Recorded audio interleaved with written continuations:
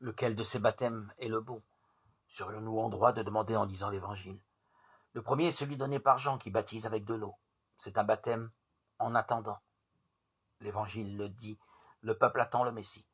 Selon la prophétie d'Isaïe, il doit aplanir les chemins rocailleux afin de faciliter la venue du Messie, comme on le fait lors de la visite d'un personnage important, en remettant en état les infrastructures.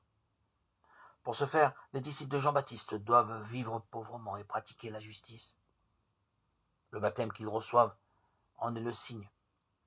Puis Jean-Baptiste évoque un baptême dans l'Esprit Saint sous le signe du feu. L'identité de celui qui baptise change.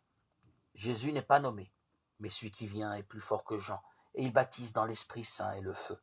On en conclut qu'il s'agit du Messie véritable. L'Évangile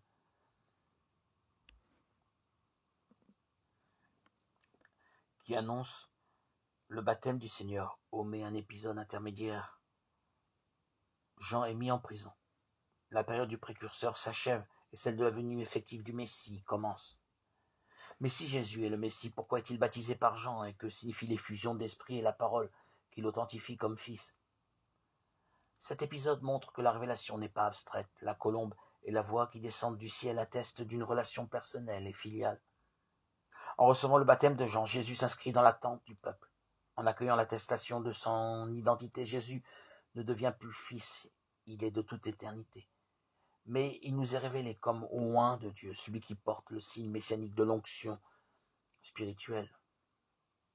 Pour nous, le baptême est à la fois attente du bonheur que nous espérons et renaissance, pour vivre dans le temps présent de manière raisonnable, avec justice et piété.